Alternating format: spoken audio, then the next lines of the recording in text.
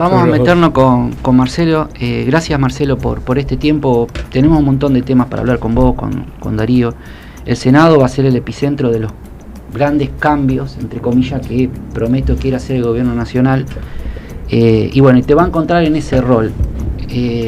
Arrancamos con el tema AFA sin querer, la verdad, porque saltó este tema con Darío, porque de alguna manera representa lo que pasa con la política argentina o no. No sé cuál es tu visión, que de todos nosotros sos el único que sabés realmente de esto, porque es tu profesión, digo.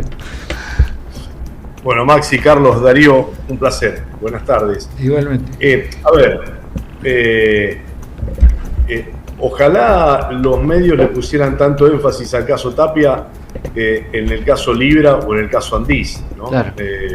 Donde sí hay fondos públicos y no es para defender lo que está mal y si Chiqui Tapia tiene que ir preso o hay no malversación, sino que hay realmente dineros mal habidos o cuentas por pagar al fisco, será un problema de Tapia, ¿no? Esto digo, porque hoy parece que la casa que tiene Chiqui Tapia fuera el gran problema de la República Argentina, y no para defenderlo, sino que hay otro tema específico que es el que corresponde a un fútbol argentino que no huele bien, en donde los fallos arbitrales han sido moneda corriente y en donde, como dice Darío, los socios de los clubes, está pasando en Newell's.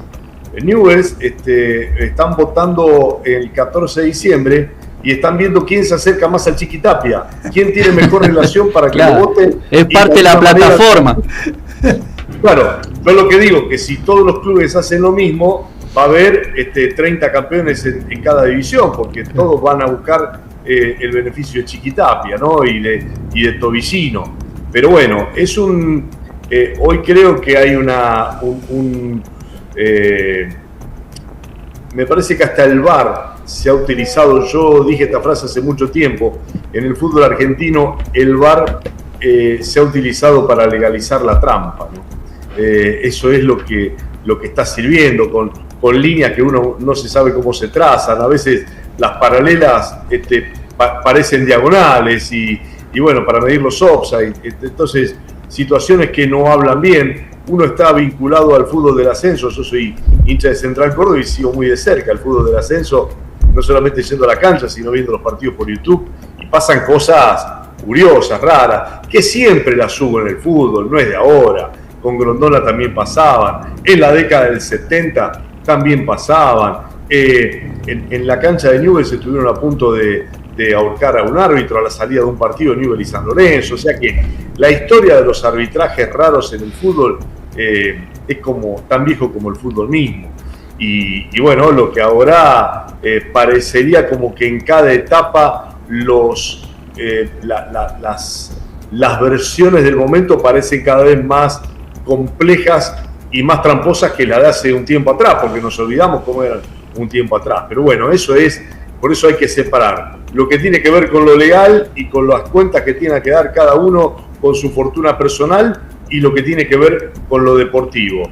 Y después hay una cuestión política que claramente Tapia y la AFA se enfrentaron a un modelo de las sociedades anónimas deportivas que se quiere imponer desde el gobierno nacional, avaladas por Mauricio Macri, por ejemplo, que está en su vínculo con la FIFA fogoneando esa idea. ¿Cuál es tu visión sobre las sociedades anónimas deportivas? Porque esto puede ser que tenga que el Congreso legislar también a lo mejor y te va a tocar opinar sobre esto. Mira, yo creo que la participación de capitales privados en el fútbol está y no está mal que esté. Claro. Creo que tiene que haber claridad en quiénes ponen la plata y que no sea lavado de divisas, que no usen al fútbol para lavar. Está claro que hace rato que se viene haciendo encubiertamente. Ahora, sí, claro, la decisión tiene que seguir siendo de los socios. Uh-huh. Y la función social que tienen los clubes no solamente tiene que pasar por cómo hacen con el fútbol, sino que realmente aquellos clubes, porque todos se olvidan, todos piensan en el negocio que significa Boca, River, los clubes grandes que participan en primera división, pero detrás de las sociedades anónimas también está lo que pasa con clubes de barrio, que se quedaron con estatutos viejos, a veces con estatutos que no están más, que nadie sabe dónde ¿Querés que quedaron. te hable de Unión, que el estatuto de 1800 pasa bueno, son clubes de primera, imagínate? Claro, pero bueno, imagínate clubes de barrio, claro, en donde se murieron los fundadores, en donde nadie sabe dónde están los estatutos, y aparece un vivo, claro, y de pronto se queda con una propiedad de 2.000 metros cuadrados, en donde levantan un edificio, lo cierran, trampean para quedarse con esa propiedad. Entonces atentos, porque uno, siguiendo la visión de que vienen por el negocio grande, ojo que también vienen para quedarse con el negocio de esos clubes de barrio, que son casi el único lugar que tienen en esas manzanas, en esos lugares más alejados, para ir a practicar alguna actividad, a tener alguna reunión de los vecinos. Bueno, eso también hay que tenerlo en cuenta. Luna de Avellaneda, la película Luna de Avellaneda es el próximo ejemplo. Lástima que el autor, el director de la película está con los que quieren privatizar, ¿no? Ah, sí. El papel y bueno, está Campanella, está más cerca, claro, de eso que... Claro. Senador, bueno. Marce, me permitime tutearte, porque la realidad es tratar de hacer un diálogo en este tiempo que nos estamos dedicando. El Senado va a ser el epicentro de grandes discusiones. Bueno, se fue una de las ministras más fuertes del gobierno de Milei a ocupar una banca al Senado, que es Patricia Bullrich.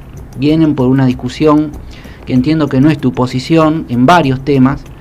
Pero el Senado se encuentra, desde la vuelta a la democracia, Darío, creo que es así, con la menor cantidad de senadores peronistas, digamos, o de origen peronista. Al igual que en diputados, no sé si la vuelta a la democracia, pero en diputados de los años 90, que el peronismo no había perdido la primera minoría. En el Senado me parece que es la primera vez que hay tan pocos de origen peronista. Y te va a encontrar a vos en esa discusión.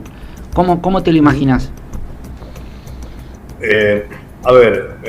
Creo que hay un escenario realmente complejo para el peronismo, no solamente en la parte legislativa, sino a nivel nacional, en cuanto a lo que vienen siendo las últimas elecciones y nuestra relación con los problemas que tiene el ciudadano argentino, en donde cómo llegarle, cómo presentarles una propuesta que realmente resuelva los problemas y las necesidades de la gente. No solamente discutir quién va a encabezar la lista, quién va a ocupar la banca, sino realmente cómo transmitimos desde una fuerza que pretende ser la que le lleve soluciones a los argentinos. Y bueno, ese me parece que es el gran desafío, el primer gran desafío.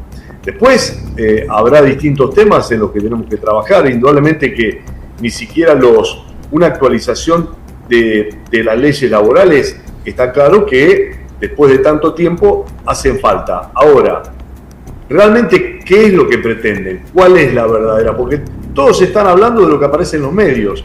No llegó todavía un plan.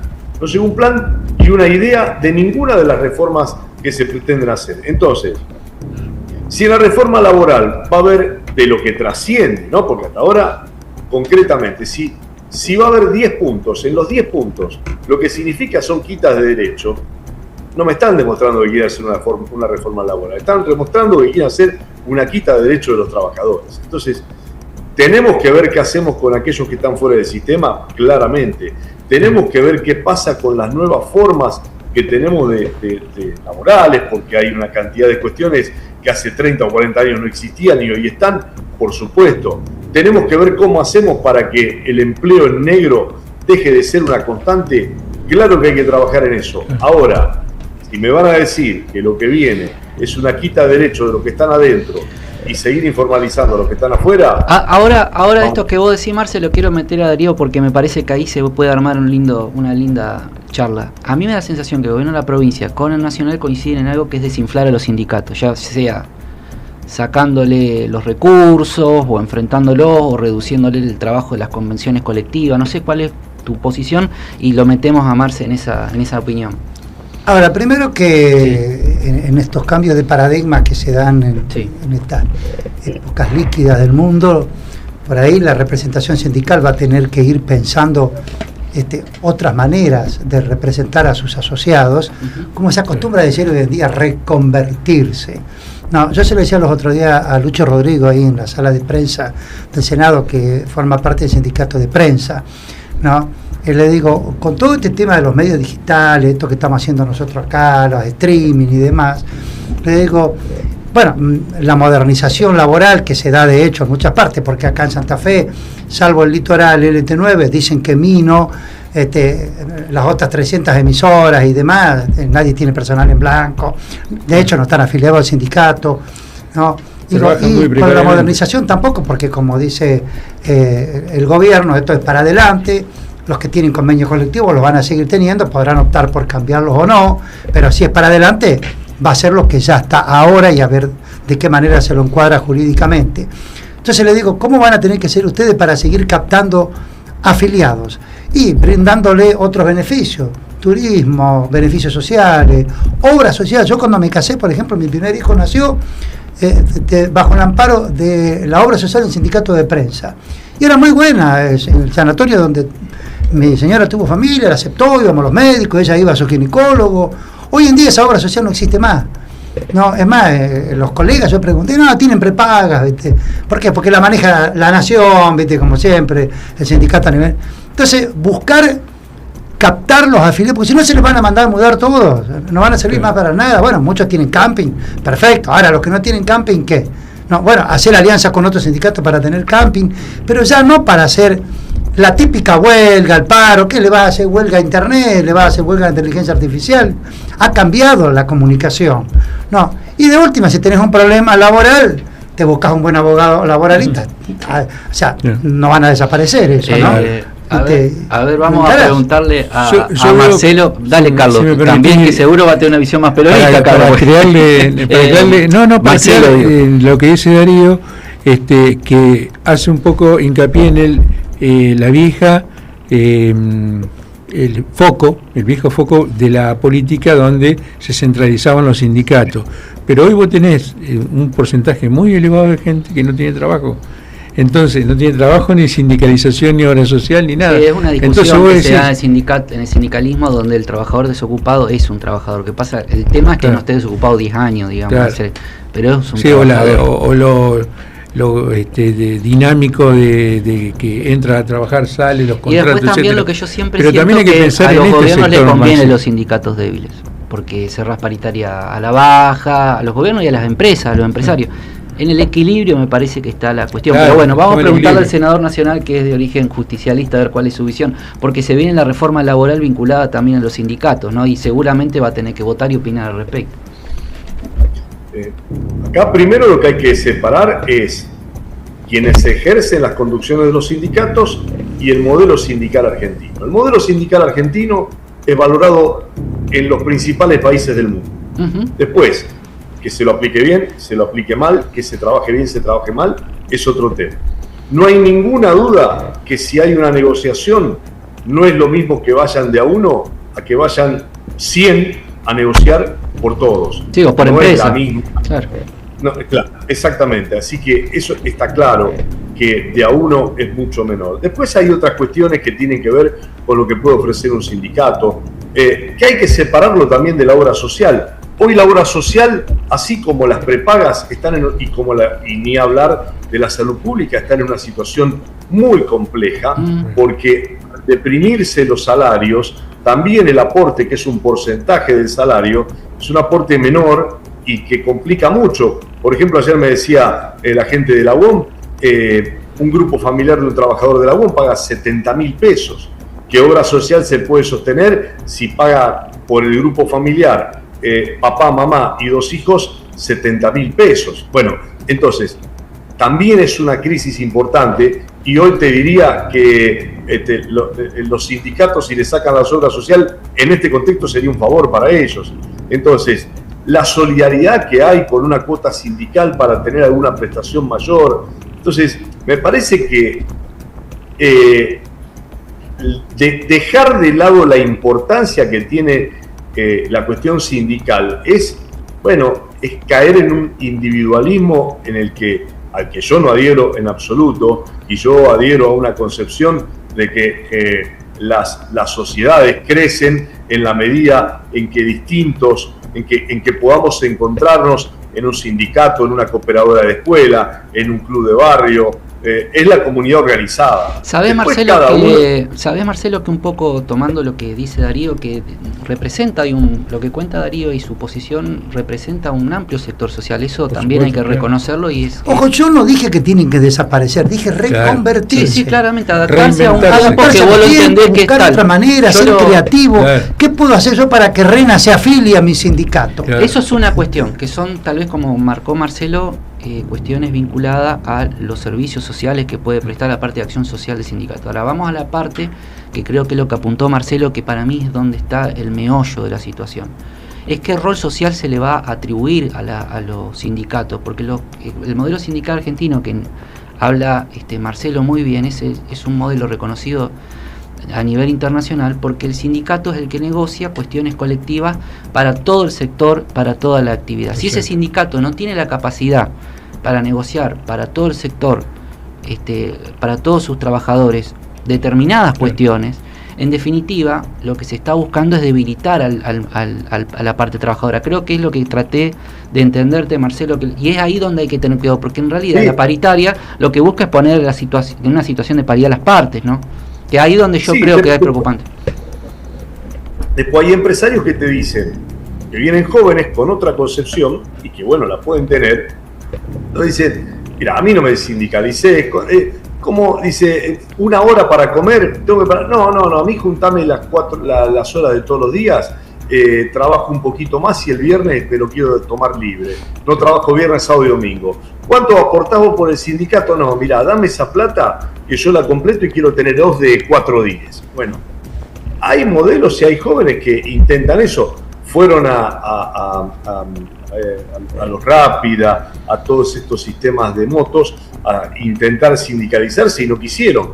Cuentan cada uno, hacen la suya, yo quiero trabajar como quiero. Bueno, son decisiones particulares, digo, pero acá lo que tampoco tenemos que caer en la trampa de que la falta de trabajo o la precarización tiene que ver con el modelo sindical. No, si no hay trabajo o si no hay trabajo registrado, es porque el modelo económico expulsa a la gente del trabajo. Las fábricas cierran y hoy si no toman empleo, no es por el sistema laboral, es porque no venden nada.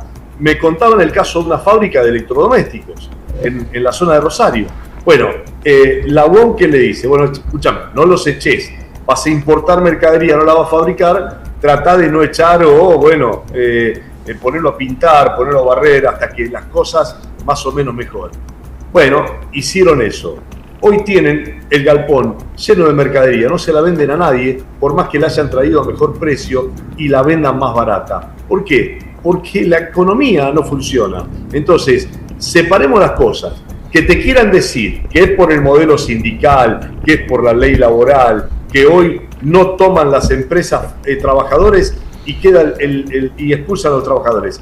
Es mentira, es porque la economía va a un modelo extractivista y de primarización en donde la industria queda fuera, sumado a un modelo en donde la modernidad y la comunicación ha hecho que vos compres directamente un pantalón por internet. Nosotros somos de una generación que no tenemos que ir a probar los pantalones al probador de...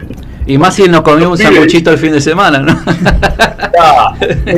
Traeme el SIN 38 de tal marca y se lo pone y le va. Nosotros tenemos otra mecánica, pero las nuevas generaciones piensan de otra manera y compran todo. Bueno, entonces, seguramente aquel que vende algo que se consume más por internet que teniendo un local a la calle, ese también está complicando la generación de... Ahora nos metemos en otro tema, Marce. Darío, después de las elecciones, da la sensación de que el gobierno nacional va por todo, o sea, toma una decisión de esa famosa frase que se usó muchas veces, va por todo, toma un montón de decisiones, y es más, manda extraordinaria, el senador va a tener que encargarse en diciembre, en febrero, algunos dicen que depende cómo venga la cuestión, fines de enero alguna historia, no sé, ahí habrá que ver. ¿va a tener lugar para hacer todo lo que quiere o va a tener una oposición? ¿Cómo lo estás viendo? Mira, permíteme corregirte. El gobierno nacional fue por todo con la ley base que se la apodaron en un 60%. Y no o sea, ahí iba por todo. Pero así todo, con lo que quedó, no fue mucho lo que pudo salir, porque precisamente en ambas cámaras el peronismo tenía la primera minoría. Ahora le salió todo lo que quiso, y el DNU 7023 hicieron lo que quisieron. Bueno, mirá, con más razón. Todo lo que quisieron. Con más razón, ¿ves? Con más razón, me está avalando Marcelo. No, si sacó todo lo que quiso, con el peronismo teniendo la primera minoría en ambas cámaras, ahora ella dice, bueno, vamos por la reforma de la segunda generación, que no es otra cosa que todo lo que está en la ley base, lo que quedó en la ley base sin hacer. Y bueno, se supone, si es que no tiene rebelión internas en la granja, que no debería tener problema en sacarlo. No, de acuerdo a cómo quedó diputados ayer, que estamos viendo, no, los distintos bloques, subbloques, interbloques, no, fíjate vos, Provincias Unidas, no sabemos si son 18 más 4, 15 más 3, Gisela Scalia va a extrañar la Cámara de Senadores de la provincia, porque lo que tiene que manejar allá, no sé qué va a poder manejar. Pero bueno, todo eso a lo mejor se le termina complicando. A ver, por ahí termina diciendo Milei, era más fácil sacarlo con el peronismo teniendo mayoría que con los míos, ¿viste? Porque no hay peor astilla que la propia, ¿no? ¿Cómo lo ves, Marce, vos? No, indudablemente que tiene números para poder aprobar, salvo cuando necesiten 2/3 que va a tener que negociar. Si es por mayoría simple, creo que en las dos cámaras la van a tener bastante sencilla para sacar lo que quiera. Pero de cualquier manera, quiero decir, para completar un poco lo de la ley bases y el DNU 7023, que la mayoría de los sectores de la oposición le dieron las potestades necesarias para hacer hasta acá lo que quisieran. Entonces, a veces te dicen, no pudieron hacer lo que quisieron, porque en la ley base, cuando venían los opositores, dicen, no le den de baja Radio Nacional porque yo allá en mi provincia tengo, listo, no saquen el INTA, ¿no? Porque, listo, el INTA no lo sacamos, no saquen el INTI, ¿no? Bueno, hicieron una lista interminable de 30, y la oposición le firmó el artículo 3 de la ley bases, que dice más o menos, mirá, el gobierno, si quiere y lo necesita por la emergencia, puede reestructurar, reconfigurar. ¿Y qué hizo el gobierno con ese artículo 3? Lo que quiso. Entonces juntó a lo mejor el INTA, el INTI, de todo, dice, bueno, le vamos a dar un presupuesto para que todas sinteticen en la cartera nacional de la producción. Le dan 2 mangos con 50, hicieron lo que quisieron.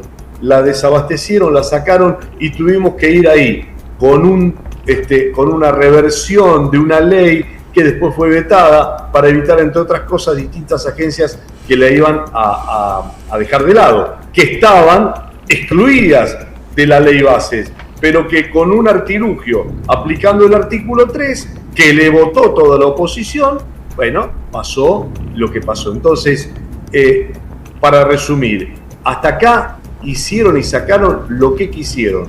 Habrá alguna cosita por allí que no tuvieron el número, pero son las mínimas. La economía la manejaron gracias a la ley bases y al 7023 apoyado por gran parte de la oposición, menos por el peronismo. Marce, senador, ahí le voy a introducir un tema con Carlos, que es nuestro especialista en el tema. Carlos Rena fue camarista penal en el norte de nuestra provincia, una de las cámaras más prestigiosas que tiene la provincia de Santa Fe hasta hace muy poco, y ahora está trabajando en el periodismo en este espacio. Quiero introducirlo en 2 temas que lo van a vincular a usted directamente por su banca y por su trabajo legislativo. Carlos, hay 2 cuestiones. Habló de los 2/3, Marcelo. Uno, el tema de la Corte, que va a pasar, y el otro, la reforma del Código Penal. Sí, sería interesante saber, Marcelo, porque del tema de la reforma penal no está claro, que no se todavía entiende nada. No se entiende muy bien, porque la parte de la reforma penal, porque se hacen comentarios por los medios de comunicación de que aumentarían algunas penas, inclusive se incorporarían algunos delitos, pero por otro lado dicen que hay 900 artículos, cuando el Código Penal tiene 300 y pico de artículos. O sea, no se sabe si están contando las leyes complementarias. Claro, como una unificación. Una cosa. Claro, como es que se unificaría todo en el Código Penal, o si están agregando otras legislación que no conocemos. No sé y cómo también está el tema de la Corte, que la Corte con el tema de la Corte, ¿cuál sería la cantidad los de miembros? causas que decide la Corte por año? No se concibe que 3 personas decidan eso. Yo nunca lo entendí eso. De hecho, Zaffaroni, yo recuerdo cuando hizo su audiencia, que discutió sobre acceder o mejor dicho, expuso en la audiencia para acceder al cargo, dijo que una de las cuestiones que le preocupaba era eso, cómo iba a resolver tantas causas en un periodo judicial. Así que bueno, lo escuchamos, Marcelo. Carlos, la cuestión penal, al igual que las otras leyes, uno conoce versiones. No hay ningún proyecto concreto que uno pueda opinar y hacer una causa tan importante.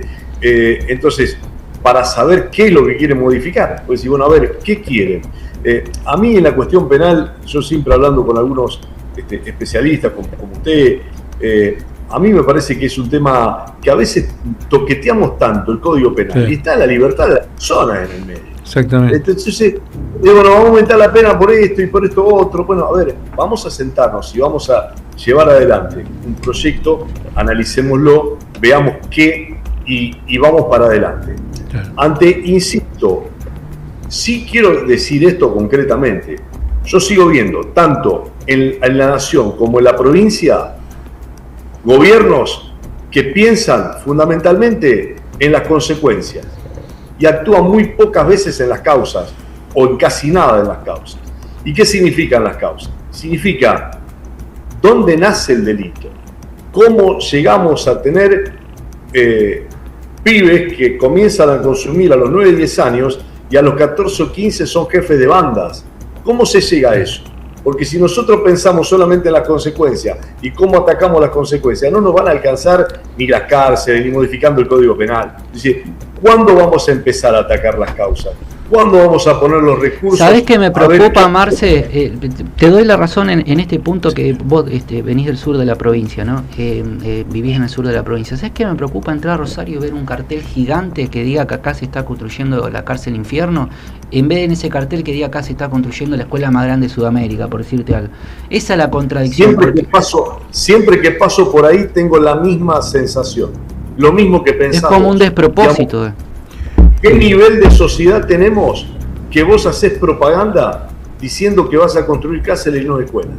¿Qué hacen falta las cárceles? Claro, porque están matando a nuestra gente y llegamos a un nivel del delito en donde no podés salir a la calle.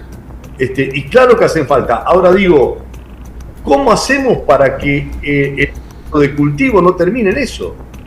¿Qué hacemos? Esto que hablamos del club, de la vecinal, de las escuelas, ¿cómo hacemos? ¿Cuáles serían los factores de prevención, digamos, de prevención del delito que podrían acompañar un plan de política criminal? Porque no es solamente modificar, subir o bajar una pena, sino armar o proponer un plan de política criminal. La mejor política criminal es una buena política social, decía un autor del derecho penal. Muchas veces sí. Aunque algunas personas, hay que decirlo, Maxi, porque también sí, claro, hay una posición clara en mucha gente que te dice, bueno, pero el que delinque porque quiere, ¿no es cierto? Si no es que nadie lo obligó. Entonces, no es que uno cuando habla de los motivos sociales está excusando al que a lo mejor con una mentalidad criminal se le hace daño, como se llama en la sociedad, sino que la idea de los que tratan de prevenir el delito es qué factores podemos modificar a través de el deporte, la educación, la capacitación laboral, un montón de factores, inclusive emocionales, para evitar que esa persona, o evitar que un porcentaje de personas incurran en el delito. Senador, ahora le dejo la pregunta picando para que vaya pensándola. ¿Qué le dejan los 2 años de la gestión de Puyaro hasta ahora? Vamos a Darío, ¿qué te dejan los 2 años de la gestión de Puyaro hasta ahora? A ver, ¿qué te deja la gestión de Puyaro? Bueno, como decíamos antes cuando estábamos tomando un café, la única verdad es la realidad. Sí. Si vos te basás con toda la información y todo lo que publica el gobierno, todas las obras, las rutas, las escuelas arregladas, cada uno en cada lugar sabe si eso es verdad o es mentira. Claro. No, si se repavimentó esta ruta, si se hizo otra, la 3 se terminó, el hospital de Rafaela se terminó, tantas escuelas que están arreglando y las nuevas que están construyendo, en cada lugar ven si se están haciendo o no. claro, yo sé que toda esta impronta que le ha dado Puyaro, en todo lo que es la obra pública sobre todo, no tuvo después su rédito político electoral este año. No, en las elecciones del 13 de abril necesitaban, porque nadie iba a sacar, o sea, el 1.035.000 votos que sacó el 10 de septiembre del 2023 no lo iba a tener, no, obviamente. Pero de ese 56% cayó en 33, ni siquiera el 41% que esperaban en la elección de convencionales reformadores. Porque, bueno, la gente no entendió, tal vez no se explicó, se metió en la elección de convencionales reformadores donde Puyaro encabezó la lista, junto con las pasos provinciales, se mezcló todo, ¿no? Bueno, perfecto, le sirvió de argumento. Después vinieron las elecciones del 29 de junio, ¿no? Ya no había más convencionales reformadores, si bien ahí convengamos que Puyaro encabezando la lista le sacó 10 puntos a Juan Monteverde, que fue el segundo, sí, ¿no? del peronismo. Sí. Pero porcentualmente eso esperaba el más. O sea, en lo que era el sector de Unido no le fue bien, más allá que hayan ganado nominalmente a el peronismo. Después viene el 29 de junio. Está bien, ya estaban definidos todos los candidatos a través de las PASO, ¿no? Se pintó la provincia de rojo cuando se salió tercero en Rosario, ¿no? Ahí primerió bien el gobierno con el marketing, lo cual es cierto. Se ponían 5 ciudades nuevas en juego, las 5 las ganó Unidos. Se mantuvieron las ciudades que tuvieron, se consiguieron nuevas comunas, pero en las principales ciudades no le fue bien a Unidos. Es más, en Rafaela, en Sunchales, no me acuerdo en qué otra, gana Unidos inclusive, o hace una elección espectacular Unidos. En Rafaela va a tener 2 concejales, perdón, Unidos, La Libertad avanza. Sí. En Rafaela va a tener 2 concejales, en Sunchales va a tener 2 concejales, acá suma 2 concejales más, va a tener 3 con el que ya tenía, ¿no? Entre ellos 2 colegas. Entonces es como que, ¿qué balance deberían hacer ellos desde el punto de vista político electoral, ¿no? Más allá, y Puyaro hizo el mea culpa antenoche acá en el brindis de la Bolsa de Comercio. Él habló de que cuando entró quiso hacer grandes transformaciones, acompasado por el paraguas de Milei. Entonces dijo, bueno, reforma previsional. Si no, la caja hoy tendría un déficit de 50.000 millones de pesos por mes. Todavía no pude terminar de averiguar, porque no me pasaron el dato de cuánto es el déficit ahora. Casi un puente Santo Tomé-Santa Fe por mes. Iba a ser, bueno, perfecto. ¿Había que hacerlo? Tal vez sí, había que hacerlo. Bueno, eso trajo costo político. Todos los supuestamente afectados no lo iban a votar. Ordenar la educación. Todos sabíamos de las carpetas médicas, las avivadas de los docentes, 18.000 horas para cuidar el suegro, era una guasada. Bueno, lo hizo, puso la asistencia perfecta. Él, obvio que sabía que eso le iba a traer costo político. No le iba a votar la maestra, el marido, los chicos, qué sé yo, algún familiar, amigo. Terminar con los privilegios de la EPE, ¿no? La bolsa de trabajo, los cargos hereditarios, otros de ASA. Bueno, todo eso, dijo Puyaro, para nosotros significó, y hizo el mea culpa, ya pensando dentro de 2 años, significó costos políticos. Bien. Dijo, bueno, no sé cómo le va a ir dentro de 2 años, ¿no? Con todo este costo político que ha tenido. Yo no creo que él diga, bueno, si pierdo, pero hice lo que tenía que hacer en beneficio de la sociedad. Querrá ganar, si no, no hubiera sacado la reforma de la Constitución con la posibilidad de su reelección. ¿Cómo lo hará? No sé. Los estrategas son ellos, no yo. Marce, bueno, ahí la posición de Darío. ¿Cuál es tu posición y todo el tiempo que necesites para contar cómo ves la provincia de Santa Fe en estos 2 años de Puyaro? Tuvo un objetivo político desde el primer momento, que fue la reelección con la reforma constitucional, y lo logró. Y después, en cuanto a la gestión, creo que anduvo con paso errático en torno a me alejo o me acerco al gobierno nacional, un gobierno nacional que le pegó muchísimo a la producción santafesina, y en el hacer el equilibrio con el electorado que comparten con La Libertad Avanza, nunca se puso al lado de la producción a decir yo la voy a defender porque están atacando el campo, están atacando la industria, nos estamos quedando sin trabajo. Siempre en ese lugar ambiguo que lo terminó pagando. La gente, para votar imitaciones, votó al original y votó los diputados de la Libertad Avanza y lo dejó con el 18% al gobernador, que se puso al hombro de la campaña, no es que la jugó de costado, se puso al hombro de la campaña como si se les caiga. Y después hay una cuestión muy clara que yo entiendo que no es, bueno, la caja significa que tengo que retocar el sueldo de los docentes. Yo la educación pública la voy a defender siempre. Y si tengo docentes que van a ganar debajo de la línea de la pobreza, o médicos que van a ganar bajo la línea de la pobreza, o policías que nos defienden ganando bajo la línea de la pobreza, ¿qué voy a esperar? Si yo como Estado no doy lo mejor para que... hoy han bajado muchísimo respecto y comparado con otras provincias el sueldo de los docentes. Entonces esto para mí en la educación pública... Ahí te quiero decir algo. ¿Sabés que Santa Fe era, junto con Córdoba, Cava, Mendoza, las provincias que más pagaban salario en Argentina?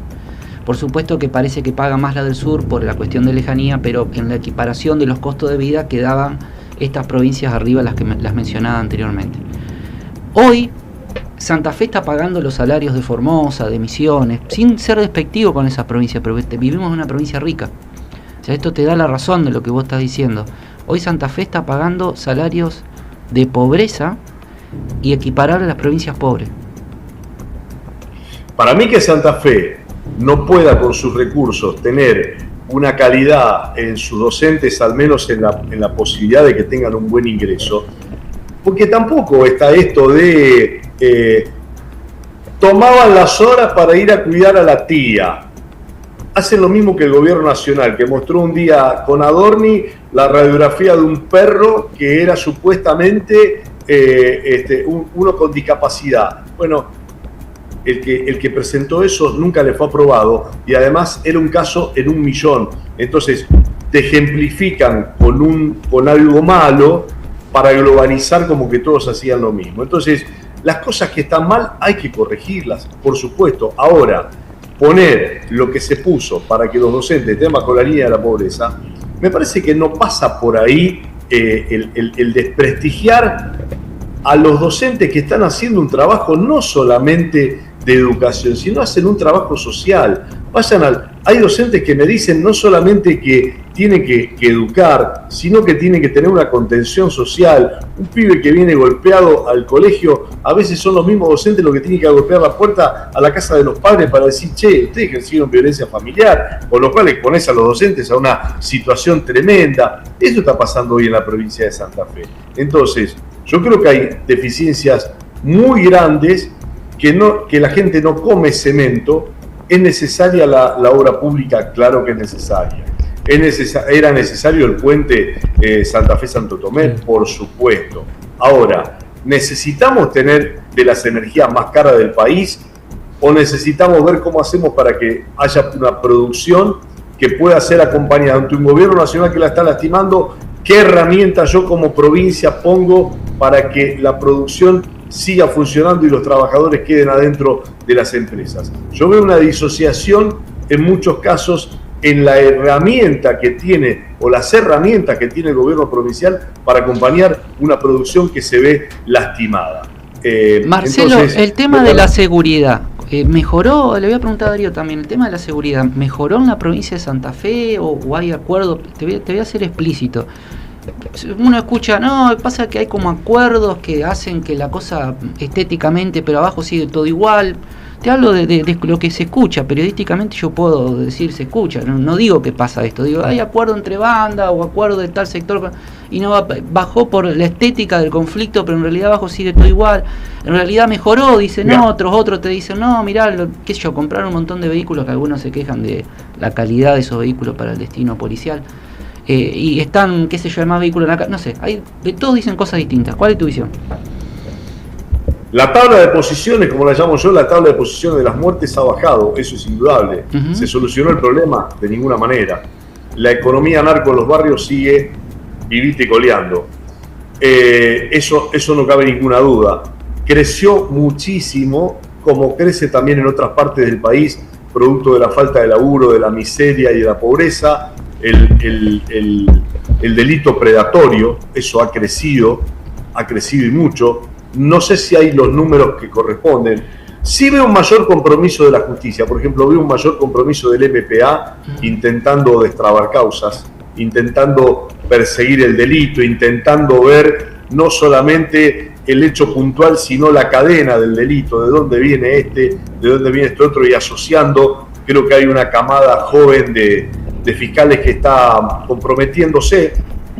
Recuerdo que en la época del gobernador Perotti, quien manejaba el fiscal general, decía que se habían aclarado menos del 30% de los delitos, con lo cual era un gravísimo problema, porque una cosa es lo que no haces en la previa. Ahora, una vez consumado el delito, ¿qué hace la justicia para investigar, para aclararlo? Creo que sí hay un mayor compromiso hoy de la justicia en tratar de aclarar y de ver cómo se desentraña todo eso. Pero el problema de fondo es esto que yo digo, y que lo tenemos instalado, que es el narcotráfico, y que el problema de fondo está, la economía narco está, los barrios en una gran proporción, muchos de ellos viven de la economía narco, y eso no ha desaparecido. Puede estar un poquito más controlado para que haya menos violencia, muy poquito, pero en líneas generales yo creo que esos son los problemas de fondo. Sí hay mayor presencia policial en las calles, sí hay mayores controles, pero insisto, ni la economía narco ni los delitos predatorios han disminuido. Es un tema profundo, Carlos. Sí, es muy interesante. La verdad que estaba recordando cuando escuchaba un poco el comentario sobre lo que se comunica como delito y lo que realmente ocurre en la realidad, que muchas veces hay diferencias. Hay un filósofo alemán que se llama Luhmann, que orientó mucho la doctrina alemana que se llamó el funcionalismo, que hace 30 años rige en el mundo, que él decía que en materia penal lo que no se comunica no existe. Es decir, tiene mucha importancia los medios de comunicación, tanto para comunicar una sentencia que hace ver que la justicia actúa, como para dar una estadística real o no. Y quizás a lo mejor algún ciudadano de un barrio te dice, no, pero mire, lo que ustedes están diciendo en televisión es totalmente distinto a lo que nosotros vemos en el barrio, es decir, digamos la balacera permanente. Entonces creo que hay que tenerlo en cuenta, que muchas veces los medios de comunicación tenemos la responsabilidad de tratar de acercarnos a la verdad, ¿no? Le voy a preguntar al senador, pero antes le voy a preguntar a Darío, le tiro la pregunta antes para que usted pueda también dar. ¿Para qué se endeudó la provincia, Darío? Viste que se multiplicó por 3 la deuda, que hay que ver, a lo mejor hablan de 500 millones, que esto viene una discusión con la Nación, por eso también le vamos a preguntar a Marcelo, y si querés decir algo de la seguridad también, que quedó pendiente. No, el tema de la seguridad, viste, cada uno habla de la feria según cómo le fue o cómo la vive. O sea, yo vivo en el macrocentro y no tengo inseguridad. Ahora habría que preguntar a la gente. No hablo por la gente de los barrios. El macrocentro es una de las zonas más rojas, porque sí, más vigilada y más roja de la... No, sí, o sea, viste, ojo, hubo un tiempo que yo tenía miedo de mandar el chico al kiosco de la esquina a comprar, porque no sabía si no entraba alguien con un chumbo a asaltarlo. Y ahora ese miedo no lo tengo. No, los hijos míos son grandes, viven con nosotros, viste, esta nueva generación de pibes que no se quieren ir. Uno no extraña el nido vacío, pero ya no hay problema si vuelve 2 o 3 de la mañana. En otro momento tenía miedo, eso es cierto, pero no sé la barriada. Con el tema de la droga, los otros días, ya, viste, ahora se están haciendo la fiesta de recepción, de fin de curso, y bueno, 2 por 3 siempre hubo algún que otro problema, gente exaltada, pero me contaban gente que está en una organización de fiesta, dice, ¿sabés cuál es el problema? Los chicos siempre se chupan en la fiesta de egresado. El problema es que ahora están mezclando el alcohol con la droga. Sí. Digo, ¿te consta? Por supuesto que me consta. Ya los veo consumir en el baño, te cuentan los mozos. No, sí, y eso me la droga se expandió de fiesta. Entonces, en los pueblos también, digo, ¿qué? Va un tipo, vende el día, no, ese chico lo trae. Evidentemente el narcomenudeo que se quiso poner a la provincia, a los fiscales provinciales para que lo persiga la policía, no están haciendo demasiado en este sentido. Con respecto de el endeudamiento, en este momento que estamos al aire, o que estamos grabando este programa, está Pablo Olivar en Nueva York, tratando de colocar 500 de los 1.000 millones de dólares. ¿Con qué objetivo es lo que nos en bonos? Bueno, Puyaro dice, porque Puyaro en la bolsa dijo algo interesante. dijo, tenemos que prepararnos para los tiempos que se vienen, que según él van a ser buenos, no, y Santa Fe tiene que picar en punta, dijo, con más infraestructura, con más rutas, con más acceso a los puentes, y para eso este pedido de hasta $1.000 millones que aparentemente está colocando Olivares hoy, jueves, en Wall Street, por 500 veremos a qué tasa. La bolsa, el presidente de la Bolsa de Santa Fe, Juan Pablo Durando, ponderó todo esto en su discurso. Bien. Y ponderó la Ley Tributaria 2026, que, bueno, también lo ponderó la FISFE, que tiene muchos beneficios impositivos para las industrias, a contrapelo de la nación, o a contramano de la nación. Marce, ahí nos informaba desde el punto de vista periodístico cuál es su visión respecto para qué es el dinero. Yo te doy mi posición porque me salgo de vaina, porque yo no sé para qué van a pedir la plata. Él habla de la producción, tiene información.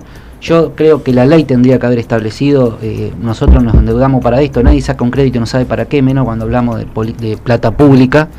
Pero bueno, ¿cuál es tu visión? Sí, coincido.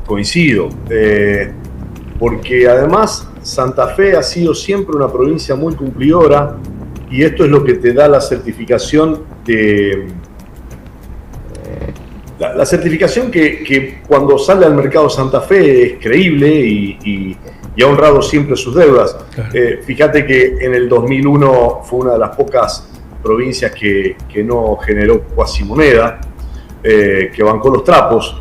Que Perotti en el semestre previo a las elecciones pagó una cuota del endeudamiento que había obtenido Miguel Lipschitz y se quedó sin plata para hacer campaña o para terminar obras. Pidió un endeudamiento a la Cámara de Diputados y no se lo dieron. O sea que así todo se pagó la cuota correspondiente. Y ahora cuando se sale a pedir deuda, a ver, ¿cuál es ¿qué te dice? ¿Qué está haciendo la Nación?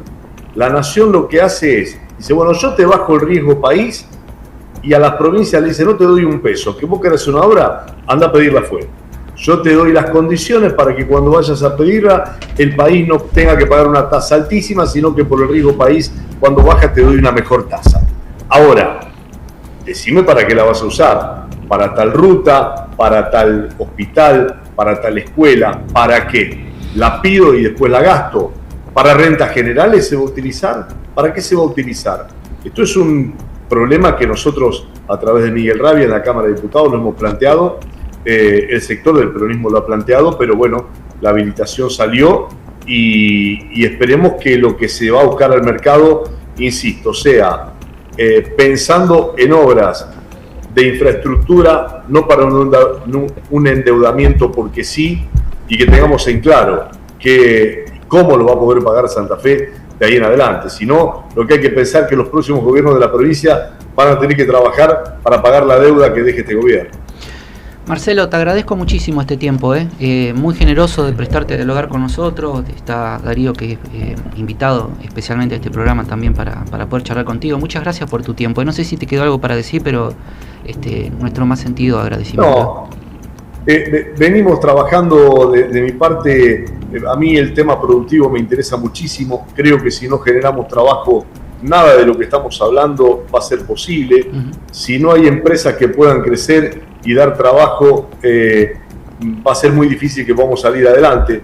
Ahí, bueno, en la presidencia de la Cámara en la Cámara de Senadores en cuanto a la Comisión de Comercio e Industria, hemos trabajado tanto con el sector del biodiesel, con el sector metalúrgico. Ayer recibí a la Comisión Joven de la Cámara de la Construcción a nivel nacional y salieron algunas ideas para promover esto, ¿no?